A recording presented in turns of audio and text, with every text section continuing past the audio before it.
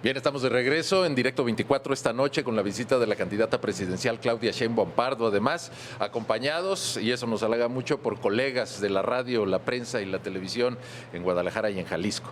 El siguiente tema a abordar tiene que ver con el medio ambiente, un concepto, bueno, encierra tantas cosas: calentamiento, escasez de agua, energías limpias. En esta ocasión le vamos a ceder la palabra a Griselda Torres, a Javier Valle y a Jorge Belletti. Además, si hay oportunidad, trataré yo también de participar. Y primero, saludo nuevamente y le doy la palabra a Griselda Torres, directora de Información y Noticias en Radio Metrópoli. Candidata, muchísimas gracias por el diálogo. Sin duda, además de los problemas de seguridad, el agua será una de las grandes disputas en el país. Le preguntaría en concreto cuáles son las acciones para garantizar el abasto de agua y el saneamiento de los principales afluentes, por ejemplo, el río Santiago, y cuáles son sus prioridades en materia medioambiental, cuáles son las cosas que consideran más urgentes de atender. Sí. Primero, pues platicarles a quienes nos escuchan, a ustedes, que yo durante muchos años de mi vida me dediqué, porque fui investigadora del Instituto de Ingeniería de la UNAM, a trabajar sobre el tema de energía y cambio climático. Tenía un grupo de investigación que se dedicaba justamente a hacer el inventario de emisiones de gases de efecto invernadero del país. Entonces tengo algo de experiencia en el tema. El agua, hoy estamos viviendo una sequía prolongada de más de 5 años en el centro y norte del país. Entonces, a los problemas previos que ya teníamos se agrega esta situación climática. ¿Qué hacer frente a ello? Uno diría, bueno, es que necesitamos nuevas fuentes de abastecimiento de agua. Y la principal fuente de abastecimiento de agua está en el uso eficiente del agua.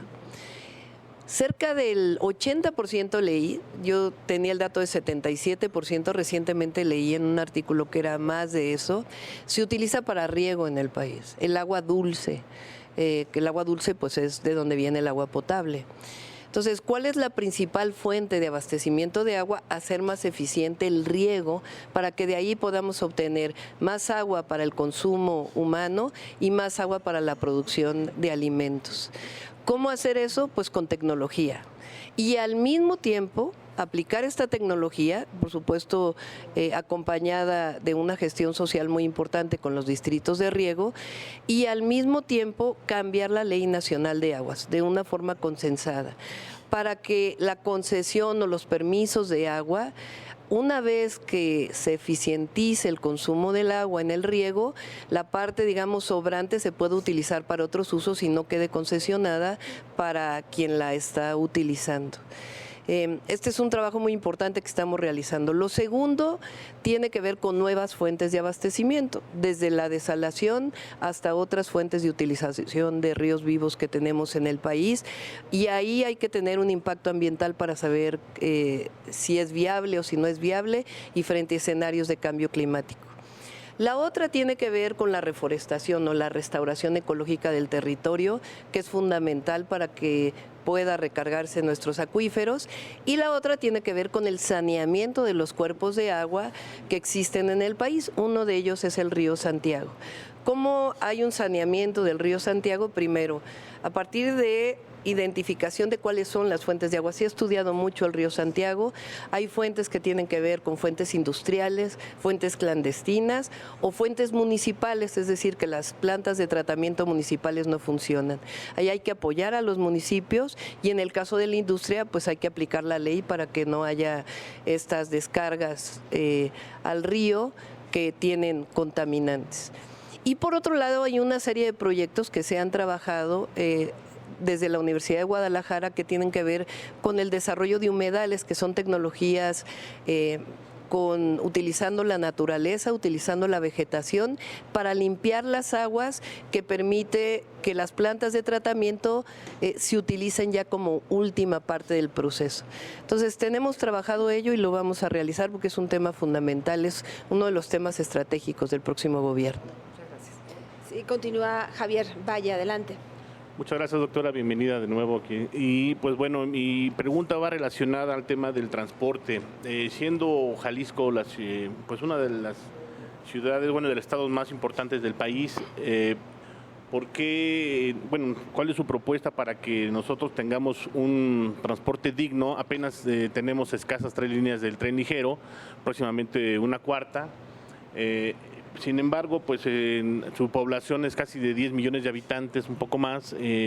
¿Cuál es la estrategia, cuál es su propuesta para que Jalisco pueda estar en los niveles, por ejemplo, de la Ciudad de México, que tiene 12 líneas del metro, tren ligero también, y sobre todo fomento al trolebús, ¿no? Aquí carecemos, nada más tenemos una sola línea de trolebús. Hablando de energías limpias, yo creo que es lo que carece Jalisco. ¿Cuál es su propuesta para nuestro estado? Sí. En la Ciudad de México hicimos una propuesta, le llamamos de movilidad integrada y sustentable. ¿Qué hicimos allá? Líneas de teleférico, que le llamamos cablebús, 500 trolebuses, una línea de trolebús elevado, que es única en el mundo. Es un segundo piso de 8 kilómetros donde solo se mueven trolebuses, un sistema de transporte público que se llama Red de Transporte de Pasajeros y una tarjeta única para poder entrar a todos los distintos sistemas de transporte. En el caso de la zona metropolitana de Guadalajara, por supuesto que hace falta ampliar la línea de tren ligero, pero también hay que definir estos sistemas de movilidad integrada. Si uno va de un lugar a otro y a veces tiene que caminar, usar un transporte y después usar otro transporte y después usar otro transporte, la idea es que estos se integren para poder reducir tiempos de traslado, que sean accesibles económicamente y también accesibles en términos de la movilidad, una persona con discapacidad que pueda tener accesibilidad al transporte público.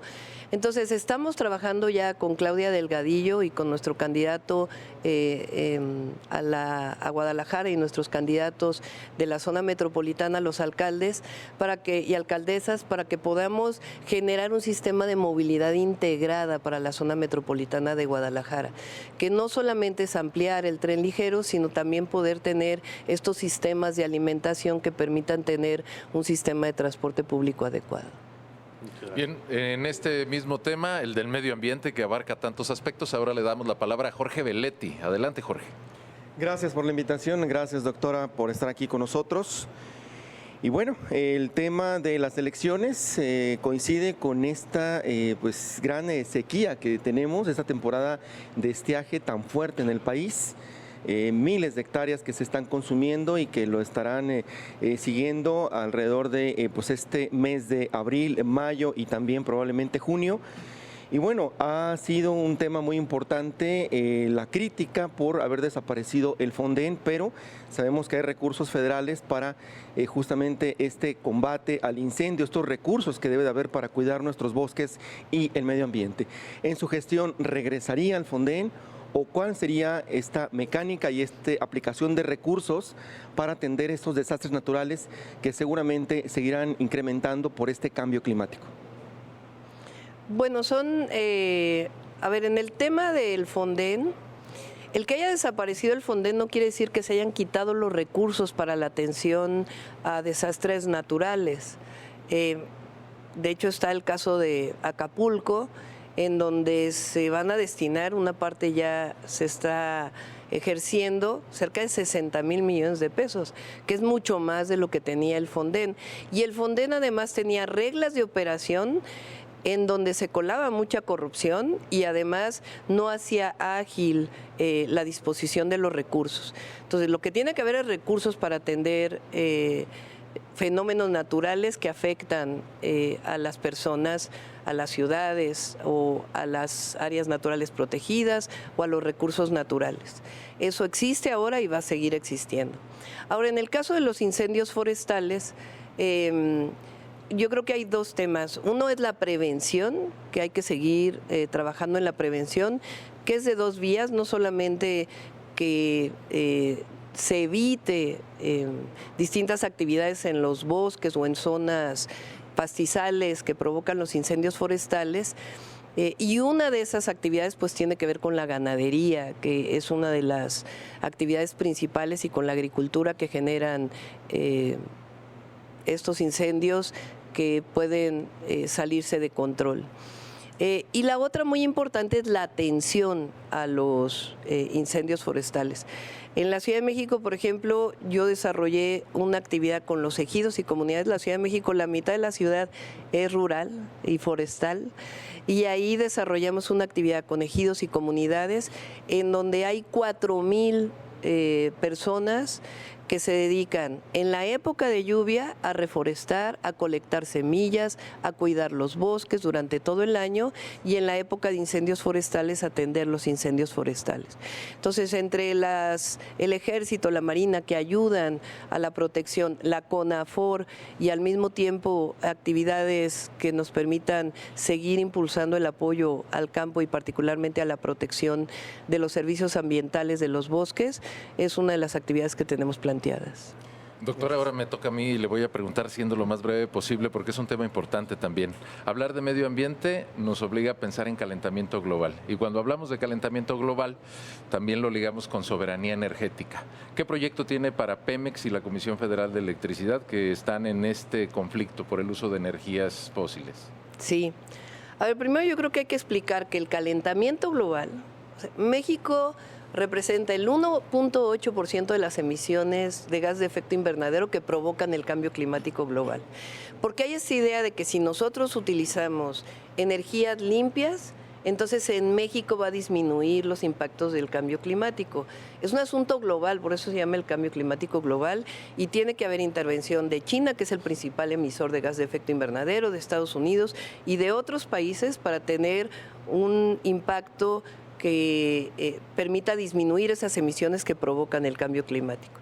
De todas maneras, México debe contribuir, y por eso nosotros estamos planteando acelerar la transición energética, es decir, tener mayor fuentes renovables de energía, tanto de Comisión Federal de Electricidad como también de la generación privada, porque nosotros estamos planteando 54% de generación eléctrica de CFE y 46% privada.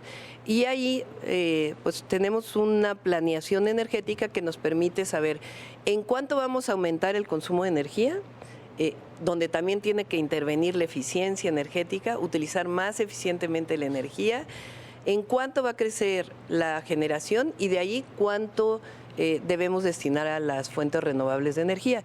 Y por otro lado, lo que tiene que ver con adaptación al cambio climático, que ahí también pues tiene que ver con todo lo que debemos de hacer para enfrentar la sequía y otras acciones de impacto del cambio climático. Gracias, doctora. Gracias. Bien, amigos, es tiempo de hacer una nueva pausa. Les recuerdo que Directo 24, en esta emisión especial, inédita, con todos los colegas que representan el ejercicio periodístico en Jalisco y además la visita de la candidata, vamos a recordarles que estamos en un podcast Directo 24. Cada semana se emite al terminar nuestro programa.